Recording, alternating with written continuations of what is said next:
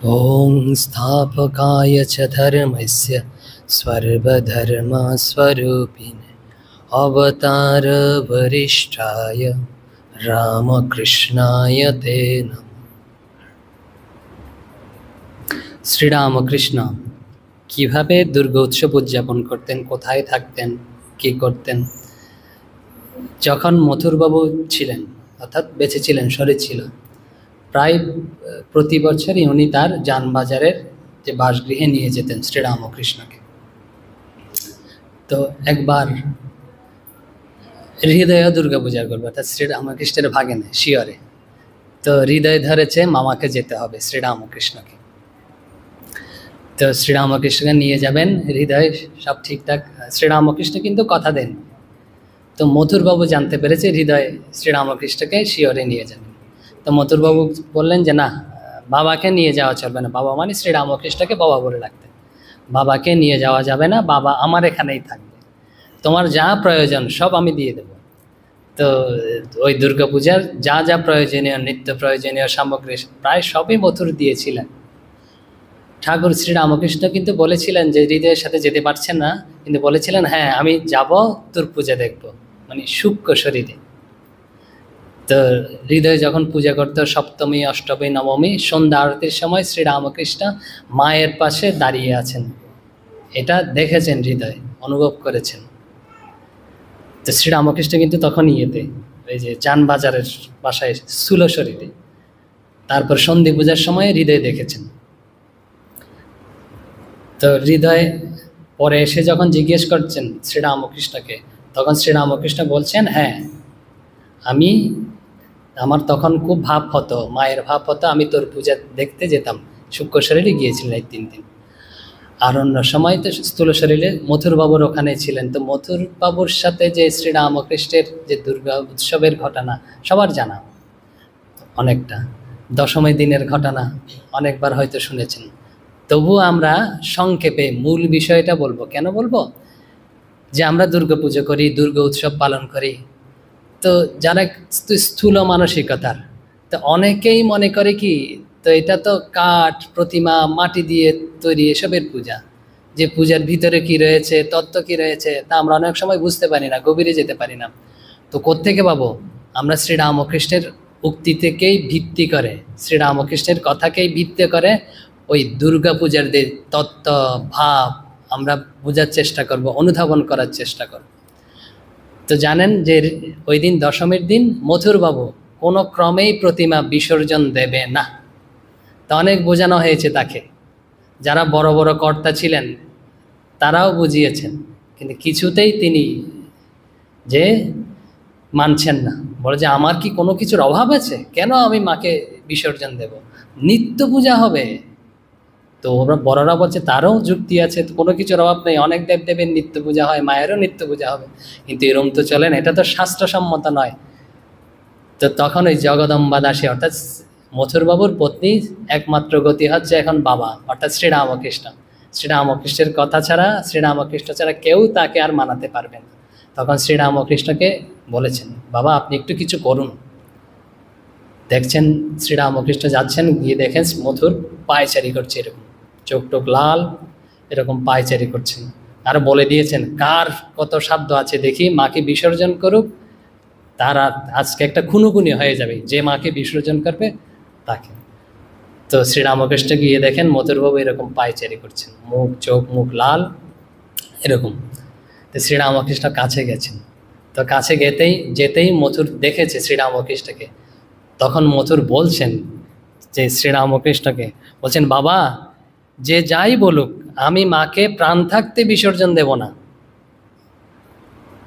তো বলছেন যে নিত্য পূজা করব, আমার তো কোনো কিছুর অভাব নাই, মায়ের কৃপাতে আমার কোনো কিছুর অভাব নাই, দরকার হলে নিত্য পূজা করব, কিন্তু মাকে ছেড়ে আমি থাকতে পারবো না। এখন শ্রীরামকৃষ্ণকে দেখে তিনি কি করছেন? শ্রীরামকৃষ্ণের এই যে এখন যে কথাটা শ্রীরামকৃষ্ণ মথুরকে বলেছেন, ওই কথা সাধারণ কথা হলেও, কিন্তু সাধারণ মানুষ যখন করি না আমরা অনেক সময় বুঝতে পারি না সাধারণ কথা, কিন্তু ওই ভাবটা আরোপ করেই, যে ওই মন্ত্র, এই কথাগুলো মন্ত্র আকার উচ্চারণ করেই ওই পূজারী কিন্তু দশমী দিন যে প্রতিমা মাতা দুর্গাকে মাকে বিসর্জন করেন। এই শ্রীরামকৃষ্ণের এই যে ভাব, এই ভাবটা আরোপ করে। বলা হয় এটা উপলব্ধি করবে, পূজার এই ভাবটা উপলব্ধি করে, যে উপলব্ধি করতে পারে না সে চিন্তা করে যে এরকম ভাব। আমরা দেখি শ্রীরামকৃষ্ণ কি বলেছেন। শ্রীরামকৃষ্ণের একটা শক্তি ছিল, যখন অনেকেই কোনো কিছু মানছেন না, যে বলে অহংকার ইগো হয় না, তখন শ্রীরামকৃষ্ণ তাকে স্পর্শ করতেন, স্পর্শ করে তাকে নিজের আয়ত্তে নিয়ে আসতেন। ঠিক একইভাবে শ্রীরামকৃষ্ণ গেছেন মথুরের কাছে, গিয়ে এই কথা শোনার পরে তারপরে তার বুকে হাত দিয়েছেন, সরাসরি বুকে ছুঁয়ে দিয়েছেন, ছুঁয়ে হাত বুলোতে বুলোতে বলছেন, দেখি কি বলছেন। বলছেন, ও এই তোমার ভয়, তা মাকে ছেড়ে তোমায় থাকতে হবে কে বললে? আর বিসর্জন দিলেই যে বা তিনি যাবেন কোথায়? ছেলেকে ছেড়ে মা কি কখনো থাকতে পারে? এই 3 দিন বাইরের দালানে বসে তোমার পুজো নিয়েছে, আজ থেকে তোমার আরও নিকটে থেকে সর্বদা তোমার হৃদয়ে বসে তোমার পূজা নেবেন। এই কথাটা বলেছেন। এই কথার পরে কি ঘটেছে শরৎ মহারাজ বলছেন, এখানে কি ঘটেছে শরৎ মহারাজ বলছেন, তখন মথুর, তো শরৎ মহারাজ তার উপলব্ধি করেননি, তিনি অনুমান করছেন মথুর কি অনুভব করেছে। বলছে হৃদয়ে মাকে জীবন্তভাবে অনুভব করেছেন এই শ্রীরামকৃষ্ণের এই কথায় এবং দিব্য স্পর্শে। তখন সাথে সাথেই শ্রীরামকৃষ্ণ যা বলেছেন তা মথুর একদম অবনত মস্তকে মেনে নিয়েছেন। এই যে শ্রীরামকৃষ্ণ এই কথাটা বললেন একটু আগে, এটা একদম হুবহু মন্ত্রে রয়েছে। আমরা মন্ত্রটা একটু আপনাদের বলি, যে শাস্ত্রে রয়েছে, কি রয়েছে, বলছে তিষ্ঠ তিষ্ঠ পরে স্থানে স্বস্থানে পরমেশ্বরী যত্র ব্রহ্মাদয় সর্বে সুরা তিষ্ঠন্তি মেরি। বলছে তিষ্ঠ তিষ্ঠ, তিষ্ঠ তিষ্ঠ মানে হচ্ছে অবস্থান কর, অবস্থান কর। বলছে পরে স্থানে পরমেশ্বরী, হচ্ছে তুমি হচ্ছে পরমেশ্বরী, তোমার জন্য সাধারণ স্থান নয়। পরস্থান মানে হচ্ছে শ্রেষ্ঠ স্থান, অসাধারণ স্থান, যার চেয়ে আর বড় স্থান হতে পারে না। শ্রেষ্ঠ স্থানে তুমি অবস্থান করো। আর শ্রেষ্ঠ স্থানে আর কারা কারা রয়েছে? বলছে ব্রহ্মাদয় সর্বে সুরা তিষ্ঠন্তি। বলছে ব্রহ্মা আদি সব রকমের যারা যারা দেবতা রয়েছে, গণেশ, লক্ষ্মী, সরস্বতী, নারায়ণ, শিব, ব্রহ্মা আদি যত প্রকারের দেবতা রয়েছে সব তারা ওখানে অবস্থান করছেন। আর তুমি তাদের হচ্ছে কেন্দ্রবিন্দু, তারা সবাই তোমাকে পরিবেষ্টিত করে অবস্থান করছে। আর সেই স্থানটা এখনো বলা হয়নি। সেই স্থানটা কোথায়? বলছে সেই স্থানটা হচ্ছে মেয়ের হৃদয়, বলছে আমার হৃদয়। এই শ্রীরামকৃষ্ণ বলছে মা এতদিন দালানে বাইরে পুজো নিয়েছেন, তো তোমার হৃদয়ে তো মা রয়েছেনই, পূজা নেবেন। তো এখানেই এক শাস্ত্রে রয়েছে যে কোথায়, বলছে আমার হৃদয়। আমার হৃদয় হচ্ছে সবচেয়ে শ্রেষ্ঠ স্থান, সকল দেবতারা রয়েছেন, আর এখানেই তুমি অবস্থান করো। তা আমরা এই কথাগুলো আরও সূক্ষ্মভাবে দেখবো। বলছে সব দেবতা কিভাবে থাকতে পারে? সব জড়ো হয়ে কি ঢুকিয়ে দিয়েছে এরকম এরকম হাত পাওয়ালা, এতগুলো কিভাবে থাকবে? দেখবো কিভাবে এতগুলো খান। তো এত রকম দেবতা কিভাবে থাকতে পারে? ব্রহ্মা 2-1টা থাকতে পারে, হৃদয় তো ছোট জিনিস, কত বড় হবে। আর তো দেখি কিভাবে থাকে আসলে। আচ্ছা দেখি আস্তে আস্তে, যেই বলা হচ্ছে না প্রতিমা, তো প্রতিমা মানে হচ্ছে একটা ভাব, আর যে গুণ, এইসব, এই যে ভাবটা আশ্রয়, কিভাবে ভাব দ্বারাই আমরা দেখি। কি করা হয়, মা কৈলাস থেকে আসেন, সবাই যেটা জানে। তো কি জন্য আসেন? 2 ধরনের আছে। বলছে মা অসুর নিধন করতে আসেন, অসুর বধ করতে আসেন, ঠিক আছে অসুর মেনে নিলাম। আবার বলছে মা বাপের বাড়িতে আসেন। তো দুটো তো সমস্যা হয়ে যাচ্ছে। অসুর নিধন করতে আসতে তো লক্ষ্মী সরস্বতীর কি দরকার? তিনি ইয়েকে নিয়ে আসবেন, কার্তিক, সেনাপতি। গণেশ বাবা চলে, বুড়িটা বড় হলেও আসবে, এরম করে করে এসে হয়তো চলবে, কিছু একটা করে দেবে, তিনি জানে যুদ্ধ টুদ্ধ। তো এইসব এদের নিয়ে আসার দরকার কি? আর ধরে নিলাম আচ্ছা ঠিক আছে ওইটা বাদ, তিনি বাপের বাড়িতে আসছেন। যদি বাপের বাড়িতে আসেন আর এইসব ঢাল তলোয়ার, বাপের সাথে যুদ্ধ করতে আসছেন নাকি? তো দেখি আসলে এগুলো না যখন আমরা দেখবো না, দেখবো সব একদম ক্রমনিবেশ, মানে হচ্ছে ক্রমান্বয়ে সব সাজানো আছে, ভাবকে আশ্রয় করা হচ্ছে। একটু আগে হয়তো বলেছি যে বিভিন্ন ভাবে ভাবকে একত্রিত করে একটা ভাবে পরিণত করা হয়েছে। কারণ প্রধান উৎসব বলা হয়, যে আমাদের হিন্দুদের প্রধান উৎসব বলা হয়, যে অনেকগুলো ভাবকে একত্রিত করে না, একসাথে করা হয়েছে, একটিভাবে আকারিত করা হয়েছে। এই জন্য না অনেকগুলো ভাব আমরা ধরতে পারি না, কি হচ্ছে কোথায় হচ্ছে, বিভিন্ন ধরনের সন্দেহ। ধরলাম প্রথম মা অসুর নিধন করতে আসছেন। অসুর, অসুর শব্দের অর্থ কি? অসুর শব্দের উপনিষদে রয়েছে, বেদে রয়েছে। অসুর, অসুর মানে হচ্ছে অসু, অসু শব্দের অর্থ হচ্ছে ইন্দ্রিয়। ইন্দ্রিয়গুলোকে অসু বলা হয়। ইন্দ্রিয় জানেন তো, এই চক্ষু, কর্ণ, নাসিকা, পঞ্চজ্ঞান ইন্দ্রিয়, ত্বক, জিহ্বা, তারপর কর্মেন্দ্রিয়, বাক, পানি, পাদ, উপস্থ ইত্যাদি। তো এগুলোকে অসু বলা হয়। আর এই ইন্দ্রিয়গুলোতে সর্বদা যারা রত তাদেরকে বলা হয় অসুরা। ইন্দ্রিয়তে কিভাবে রত থাকি? সব সময় ভোগের চিন্তা, খাওয়া পড়া, ভালো থাকা, ভালো খাওয়া, উঁচু চিন্তা নেই, যে তত্ত্ব চিন্তা, উঁচু দর্শন চিন্তা বা ভগবত চিন্তা, এসব যাদের মধ্যে নেই, সব সময় যারা ইন্দ্রিয় তৎপর, তাদেরকেই বলা হয় অসুর। আর সুর কাদেরকে বলা হয়? দেবতা। যারা এই ইন্দ্রিয়গুলোকে নিয়ন্ত্রণ করেছেন, যাদের নিয়ন্ত্রণে রয়েছে, তাদেরকে সুরও বলা হয়। তাহলে দেখুন অসুর কোথায়? বাইরে? আমাদের মধ্যেই রয়েছে। আমাদের মধ্যে এই আসরিক ভাব এবং দেবতা সুর ভাব দুটাই রয়েছে। যখন আমরা আমাদের ইন্দ্রিয়গুলোকে নিয়ন্ত্রণে রাখতে পারি, তখনই আমরাই দেবতা। যখন সদ্গুণ রাশি, ভালো, দয়া, ক্ষমা, সত্য এইসব প্রকাশিত হয়, আমরাই দেবতা, দেববাদ প্রকাশিত হচ্ছে। আর যখন এই ইন্দ্রিয় তৎপর সবসময় উগ্র মানসিকতা, ক্রোধ, হিংসা এসব আমাদের মধ্যে প্রকাশিত হয়, আমরাই অসুর। তাহলে হচ্ছে মা কি করেন? অসুরকে নিধন করেন। কি দিয়ে? অস্ত্র দিয়ে। কটা অস্ত্র থাকে? 10 হাত থাকে মায়ের, দেখেছেন তো? 10 হাতে 11টা অস্ত্র থাকে, 11টা, একটা বেশি থাকে। তো 10 হাতে কি করেন? 10 হাত মানে হচ্ছে 10 দিক তার নিয়ন্ত্রণে। মানে 10 দিক আছে তো, উত্তর, দক্ষিণ, পূর্ব, পশ্চিম, অধ, ঊর্ধ্ব, ঈশান, বায়ু ইত্যাদি 10 দিক আছে। তো 10 দিকই হচ্ছে তার নিয়ন্ত্রণ শক্তি, সব কন্ট্রোল করছে, নিয়ন্ত্রণ করছে। এই জন্য সেই প্রতীক হিসেবে 10 হাত, যেরকম পদ্মের মতো। বলছে একজন মানুষের কি 10 হাত হতে পারে? অস্বাভাবিক না, হতে পারে, এভাবেই হতে পারে যে তিনি কারণ একটা ভাবকে তো প্রকাশ করা হচ্ছে আমাদের তার মধ্যে দিয়ে। তারপরে কি বলেছিলাম? যে অস্ত্র দিয়ে অসুরকে নিয়ন্ত্রণ করেন। তো এরকম অসুর তাইলে আসরিক ভাবাপন্ন ইন্দ্রিয় কটা আছে? প্রথমে হচ্ছে 10টা হচ্ছে, প্রথম 5টা হচ্ছে জ্ঞান ইন্দ্রিয়।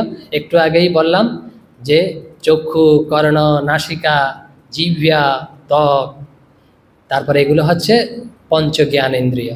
তারপর কর্ম ইন্দ্রিয়, কর্ম, বাঘ, পানি, পানি মানে হচ্ছে জল নয়, আবার পানি মানে হচ্ছে হাত, বাঘ, পানি, পাদ, পা, উপস্থ, বায়ু, এই 5টা কর্ম ইন্দ্রিয়। আর শাস্ত্রে বলা হচ্ছে একাদশ ইন্দ্রিয়, 11 নম্বরটা হচ্ছে মন। মন হচ্ছে ইন্দ্রিয়দের মধ্যে সবচেয়ে শ্রেষ্ঠ, একেও ইন্দ্রিয়গণের মধ্যে গণা হয়েছে। তো একাদশ ইন্দ্রিয়, তাহলে একাদশ অস্ত্র। এই একাদশ ইন্দ্রিয়কে মা নিয়ন্ত্রণ করেন। এই জন্যে বলা হচ্ছে আসুরকে নিয়ন্ত্রণ করার জন্য, আসরিক ভাবকে নিয়ন্ত্রণ করার জন্য। যখন আসরিক ভাব নিয়ন্ত্রিত হয় না, যখন আমাদের কাছে দেবভাব প্রকাশিত হয়, তখনই কিন্তু এই যে মেয়ের হৃদয়, আমার হৃদয়ে যে শ্রীরামকৃষ্ণ বলছেন হৃদয়ে মা রয়েছেন, এটা আমরা অনুভব করি, প্রকাশিত হয়, এটা দেখতে পাই। এই হচ্ছে নিয়ন্ত্রণ করি। তারপরে যখন, এখন তো হয়ে গেল, ধরেন আমরা মাকে দেখতে পাচ্ছি হৃদয়ে। তো একটু আগেই বলেছিলাম যে তিষ্ঠ তিষ্ঠ পরে স্থানে স্বস্থানে পরমেশ্বরী। আর সেখানে কারা রয়েছে? ব্রহ্মাদয় সর্বে সুরা, সব দেবতারা রয়েছে। গণেশ আসে মায়ের সাথে, বাপের বাড়িতে যখন আসে, কার্তিক আসে, লক্ষ্মী আসে, সরস্বতী আছে। এখন যার হৃদয়ে যখন মা প্রকাশিত হন, সবচেয়ে সেরা জিনিস তো না ভগবত উপলব্ধি। তো যখন প্রকাশিত হন, তখন তার কোনো কিছুর অভাব থাকবে, তিনি কখনো বিফল হবেন, সফলতা তার সাথে আসবেই।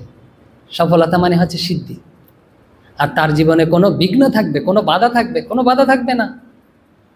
তার মানে হচ্ছে সিদ্ধিদাতা গণেশ, বিঘ্ন নাশকারী দেবতা গণেশ। তো গণেশ আপনা আপনি আসবে। মা যখন আসবে না, গণেশ আপনা আপনি হৃদয়ে থাকবে। হৃদয়ে যখন গণেশ প্রকাশিত হবে, তখনই আমরা এই যে মায়ের উপলব্ধি, সফলতা আমাদের থাকবেই থাকবে মা আসলে, আর কোনো বিঘ্ন থাকবে না। এই হচ্ছে গণেশ। গণেশ সম্পর্কে অবশ্য পূর্বে বলেছিলাম। তারপরে কি? লক্ষ্মী। লক্ষ্মী মানে কি? ঐশ্বর্য, সম্পদের দেবী। তো যখন তিনি আসেন, তখন তো সম্পদ তো খুব তুচ্ছ জিনিস না, তো সম্পদ তো অবশ্যই আসবে সাথে সাথে। তো সম্পদ কী ধরনের থাকে? দু ধরনের সম্পদের কথা বলা হয় শাস্ত্রে। কী ধরনের সম্পদ? একটা হচ্ছে অনিত্য সম্পদ, আর একটা হচ্ছে নিত্য সম্পদ। অনিত্য অনিত্য সম্পদটা কি? যেটা হচ্ছে চিরদিন থাকবে না, অথবা আমি থাকবো না সম্পদের কাছে। যেমন ধরুন টাকা, বাড়ি, তারপরে জমি, যা যা বাইরের জিনিস আছে, এগুলো আমার কাছে নাও থাকতে পারে একদিন। কিন্তু অথবা এগুলো রয়েছে, আমি কি বাড়িটাকে নিয়ে চলে যেতে পারবো? পারবো না, ওইটা থেকে যাবে, আমিই চলে যাব। তার মানে হচ্ছে এই হচ্ছে অনিত্য সম্পদ। আর কতগুলো আছে নিত্য সম্পদ, যেগুলো একবার অর্জন করলে না কখনো আমাদের ছেড়ে যাবে না। গীতায় রয়েছে এরকম 26টে সম্পদের কথা রয়েছে, নিত্য সম্পদের কথা রয়েছে। যে ত্যাগ, তারপরে হচ্ছে তপস্যা, দয়া, ক্ষমা, সত্য, সরলতা ইত্যাদি ইত্যাদি যা রয়েছে, বুঝতে পারছেন? সদ্গুণ যেগুলো রয়েছে এগুলো হচ্ছে সম্পদ। এগুলো একবার অর্জন করতে পারলে কখনো আমাদের ছেড়ে যায় না। তাহলে শরীর চলে গেল, তাহলে কিভাবে হলো? শরীর চলে গেলেও সূক্ষ্ম শরীর তো থাকবে। সূক্ষ্ম শরীর মানে হচ্ছে এই শরীর স্থূলটা ছেড়ে দিলাম, সূক্ষ্ম শরীর পরে থাকবে। ওই সূক্ষ্ম শরীরেও ওইটা থাকবে, পরের জন্মেও আমরা ওইটা পাবো, মানে হচ্ছে ওটা যাবেই না।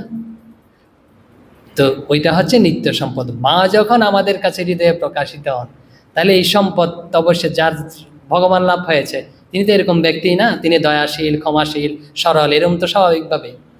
এই হচ্ছে নিত্য সম্পদ। তারপরে কি থাকে? সরস্বতী।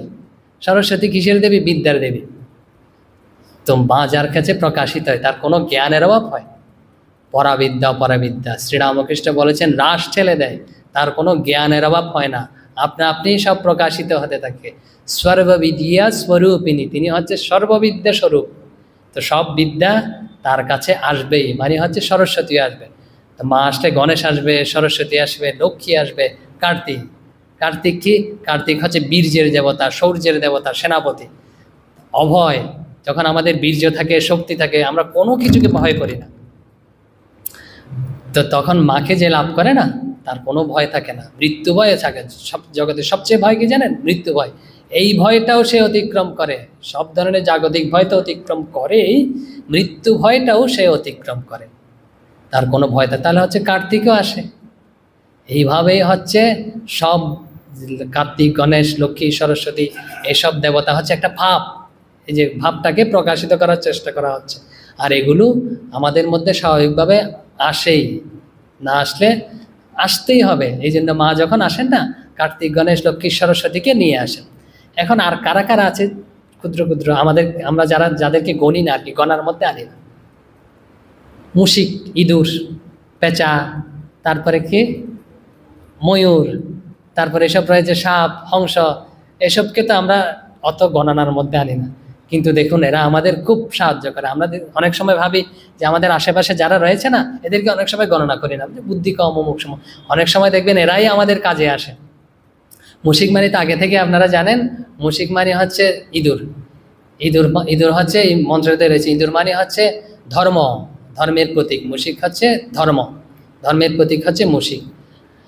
আর এই ধর্ম যখন আমাদের মধ্যে থাকে, আমাদের কাছে প্রকাশিত হয়, তখনই আমাদের জীবন ঠিক হয়, তখনই আমরা মাকে লাভ করতে পারবো, নাহলে নয় কিন্তু।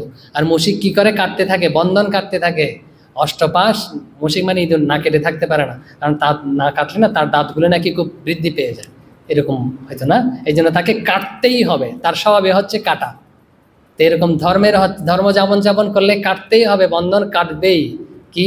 ওই লজ্জা, ঘৃণা, ভয়, অষ্টপাশ থেকে শুরু করে যত ধরনের আমাদের বন্ধন আছে, আসক্তি আসে, সব চলে যাবে। তারপরে কি? মুশিকের বাহন, লক্ষ্মীর বাহন পেঁচা। তো পেঁচা কি কিরকম একটা নিয়েছে দেখুন, অন্ধ, মানে দিনে দেখতে পায় না, রাতে দেখতে পায়। কিরকম? বলছে আমাদের এটারও প্রয়োজন আছে, যে আমাদের এরম হতে হবে, যে যেখানে কঠিন বিষয় আমরা দেখতে পাচ্ছি না, ওখানেই আমাদের দেখতে হবে। আর সবাই যেখানে দেখছে না, ওখানটা আমাদের চোখ বন্ধ করে রাখতে হবে। কিরকম? গীতার একটা শ্লোক উদ্ধৃতি করি, গীতায় রয়েছে ইয়ানিশ সর্বভূতানাং, ইয়ানিশ সর্বভূতানাং তস্যং জাগরতি সংযমী তস্যং জাগ্রতি ভূতানি সা নিশা পুষ্যত মনে। বলে ইয়া নিশা সর্বভূতানাম, বলছেন নিশা, নিশা মানে হচ্ছে রাত, সকল প্রাণী যেখানে দেখতে পায় না, সেখানে কারা দেখতে পায়? তৈসাং জাগর্তি সংযমী, যারা সংযত, ইন্দ্রিয় সংযম করেছে, নিজেকে নিয়ন্ত্রণ করেছে, তারা দেখতে পায়। কিরকম? যে মাকে আমরা যখন চোখ বন্ধ করি না, যারা খুব বিক্ষিপ্ত মনা, তারা অন্ধকার দেখে, আর অথবা সংসারের বিষয়বস্তু দেখে, কোথায় মাটা উড়ে গেছে, মা আর দেখতে পায় না। তাহলে কি দাঁড়ালো? সবাই বেশিরভাগ লোকে এইটা দেখে, মানে অন্ধকার দেখে, চোখ বন্ধ করলাম অন্ধকার দেখে। কিন্তু মা তো হৃদয়ে রয়েছেন। শ্রীরামকৃষ্ণ বলছেন, শাস্ত্র বলছেন, যখন আমাদের সব মন আদি সব নিয়ন্ত্রণে থাকে না, তখন মাকে আমরা দেখতে পাই হৃদয়ে। তার মানে হচ্ছে পেঁচার মতো হতে হবে। সবাই যেখানে দেখতে পায় না, ওখানে আমরা যাতে দেখতে না পাই এরম হতে হবে। আর গুটি কয়েক ব্যক্তি যেখানে দেখতে পায়, সেখানে আমাদের দেখতে হবে ভিতরের দিকে, রাতে, যেটা অন্ধকার আচ্ছন্ন। পরে আর কি আছে? বলছে যস্যাং জাগ্রতি ভূতানি, বলছে যস্যাং জাগ্রতি ভূতানি, সকল প্রাণী যেখানে জেগে থাকে সেখানে কিন্তু সানিসা পুষ্যত মুনি, যে মুনি মননশীল ব্যক্তি, যে মাকে যে মনন করছে, মননশীল ব্যক্তি ভগবানকে যিনি মনন, শঙ্করাচার্য বলছেন মুনি কাকে বলা হয়? যিনি ভগবানের স্বরূপ মনন করেন তাকে মুনি বলা হয়। তো মুনি, তো যিনি মাকে মনন করছেন, তিনি জগতের এই বিষয় না দেখতে পায় না, জগতের যে অনিত্য বিষয়, ঝগড়া বিবাদ, অন্যের দোষ, এসব দেখতে পায় না। তো বলছে এরকম হতে হবে, যেখানে সব প্রাণীগণ দুঃখ কষ্ট বিবাদ দেখতে পাচ্ছে, সেখানে আমরা দেখতে পাবো না। আর যেখানে প্রাণীগণ দেখতে পাচ্ছে না, সেখানে আমরা দেখতে পাবো। স্বাভাবিকভাবেই দেখুন, জাগতিকভাবেই ধরি, যারা খুব প্রতিষ্ঠিত হয়েছে সমাজে, খুব বড় ব্যক্তি ধরুন কোনোভাবে, তো তারা কিভাবে জীবনযাপন করেছেন, তাদের যদি দেখি না, দেখব কি তারা জীবনের যেটা লক্ষ্য নির্ধারণ করেছেন, ওটা ছাড়া অন্যদিকে মন দেয়নি।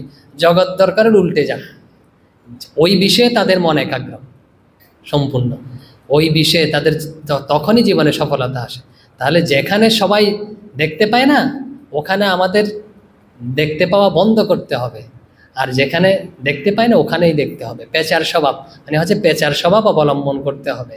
এই হচ্ছে লক্ষ্মীর বাহন। তারপরে কি? হংস। হংস তো সবাই জানে। শ্রীরামকৃষ্ণ বলছেন হাঁস এমন একটা জিনিস না, কি করে? রাজহংস। তিনি ওই দুধে আর জলে নাকি মিশিয়ে দিলে না, দুধটাই ওখান থেকে বেছে নেয়, জলটা রেখে দেয়। মানে সার যেটা বস্তু, এটা নিতে হবে। সংসার, সংটা বাদ দিয়ে, মানে অভিনয়, সংটা বাদ দিয়ে না, আমাদের সংসার থেকে সারটাই নিতে হবে। মানে সংসারে সব মিশানো আছে, এরকম গোলপানে বিষয়। কি কি মিশানো আছে? ভালো মন্দ, সত্য মিথ্যা, দুঃখ, তারপরে সুখ, এসব যত আছে সব দ্বন্দ্বাত্মক, সব মিশানো আছে। তাহলে আমাদের এই সংসার থেকে হাঁসের মতো ভালোটাই নিতে হবে, মন্দটা এড়িয়ে যেতে হবে। তারপরে কি? ময়ূর থাকে না, ময়ূর। ময়ূর সম্পর্কে কি লিখেছেন দেখি। ময়ূর বলছেন অনন্ত শক্তি সংযুক্তং বালায় হে ভক্ষণং তত। বলছে ময়ূর মানে হচ্ছে খুব শক্তিশালী। আর কি তিনি কি করেন? বালা ভক্ষণ করেন, বালা খায়। বালা শব্দের অর্থ হচ্ছে পোকামাকড়। ময়ূর কি খায়? সাপ খায়, পোকা খায়, এসব খেয়ে না পরিবেশটাকে ঠিক ভালো রাখে। তো বালা মানে হচ্ছে আরেকটু এগিয়ে গেলে অর্থ করা হচ্ছে, বলছে যেটা হচ্ছে দূষিত জিনিস ওটা নষ্ট করে দেয়। মানে হচ্ছে বালা মানে হচ্ছে দুঃখ কষ্ট, এসব হচ্ছে দূষিত, অশুদ্ধতা, পাপ। যে ময়ূরের মতো, যে ময়ূর যখন এই পাপটা নিয়ে নেয় না, অশুদ্ধিতাটা নিয়ে নেয় না, তখনই আমাদের কাছে শুদ্ধিটা থাকে, সুখকর যেটা, আনন্দকর যেটা, সেটাই থাকে। তাহলে ময়ূরের মতো আমাদের হতে হবে। তো এসব রয়েছে। সাপ কি করে? মায়ের হাতে একটা সাপ রয়েছে, অসুর কিরকম বেঁধে রয়েছে, এরকম অসুর তো একদম কষ্ট পাচ্ছে খুব। তো সাপ মানে হচ্ছে পাশ। পাশ মানে হচ্ছে যেটা আমাদের বাঁধে, এরকম অসুরকে বেঁধে রেখেছে। শিবের গলায় হয়তো সাপ রয়েছে, তো শিবের গলায় তো অলঙ্কারের মতো শোভা পাচ্ছে। তো পার্থক্য কোথায় হলো? যখন আমাদের মধ্যে আসরিক প্রবৃত্তি কাজ করবে, একটু আগে বললাম ইন্দ্রিয় প্রবৃত্তি, আসরিক প্রবৃত্তি, আমরা অসুরের মতো হব, তখন ওই সাপটা না আমাদের কাছে এরকম বন্ধনের মতো হবে। সাপ মানে হচ্ছে সংসার। যখন আমাদের আসরিক প্রবৃত্তি থাকবে, তখন এই সংসারটাই আমাদের কাছে বন্ধন হবে, কষ্ট পাবো বিভিন্নভাবে। আর যখন আমরা শিবস্বরূপ প্রাপ্ত হব, ভগবত বা প্রাপ্ত হব, তখন কি শিব, তখন কি হবে? আমাদের শিবের গলায়ও সাপ আছে, কিন্তু অলঙ্কার হিসেবে। তো যখন আমরা মাকে এরকম উপলব্ধি করব না, তখন ওই সংসারটাই আমাদের কাছে অলঙ্কার হিসেবে শোভা পাবে, দুঃখময় মনে হবে না। তেই হচ্ছে এই যে বাহন এসব রয়েছে, অনেক রয়েছে, এসব রয়েছে। আর এসবের মধ্যে দিয়ে প্রকৃত ভাবটাকে, যে ভাবটা প্রকাশ করতে চাওয়া হচ্ছে, সেই ভাবটাকে প্রকাশ করার জন্য অনেকগুলো ভাবের একসাথে সমাবেশ করা হয়েছে দুর্গা প্রতিমায়, প্রতীকে। আর শ্রীরামকৃষ্ণ খুব সংক্ষেপে বলেছেন কোথায় রয়েছে, হৃদয়ে রয়েছে। তো আরেকটা কথা আছে শাস্ত্রে, বলছে এরকম শ্রীরামকৃষ্ণ বলেছেন, মা এই 3 দিন বাইরের দালানে থেকে তোমার পুজো নিয়েছে, আর সব সময় তো হৃদয়ে রয়েছেন। কি আছে দেখি, বলছে যখন দুর্গাপূজা আসে না, তখন আমাদের কাছে খুব আনন্দ, উৎসব, তাই তো, উৎসব আনন্দ। তখন শাস্ত্র বলছে নিত্য উৎসব ভাবে তেষাং নিত্যশ্রী নিত্য মঙ্গল। বলছে তাদের নিত্য উৎসব চলছে, কাদের? যাদের কাছে, যাদের হৃদয়ে মা প্রকাশিত হয়েছে, যারা মাকে সব সময় দেখতে পাচ্ছেন, তাদের আর ওই 3 দিন, শুধু 3 দিন বিশেষ নয়, সব দিনই দুর্গা উৎসবের মতো, এই শাস্ত্র বলছে। ভবের তেষাং, তাদের কাছে। বলছে নিত্যশ্রী নিত্য মঙ্গল, নিত্যশ্রী তাদের কাছে, আর নিত্য হচ্ছে সব মঙ্গলকর, অমঙ্গল কিছু নেই। এরম হচ্ছে দুর্গা উৎসব, সবসময় উৎসব চলছে। আচ্ছা, তাহলে আমরা যে দুর্গা পূজা করি, কি প্রার্থনা করি? অনেক সময় হয় না যে সবাই তো পূজা করে, অমুক করে, প্রার্থনা করে তো না? সব যারা আছে ধর্মাবলম্বী, যারা যারা আছে, আমরা বলে নয়, কিছু একটা করে, সব প্রার্থনা করে। আমরা কি প্রার্থনা করি? আসলে ওই প্রার্থনা যখন আমরা পড়ি না, আপনারা জানেন কিন্তু হয়তো খেয়াল করেননি, তো আমাদের মনে হয় যে আমাদের ঋষিরা, আমাদের ভাবগুলো এত উদার, কল্পনাই করা যায় না কীরকম উদারতা।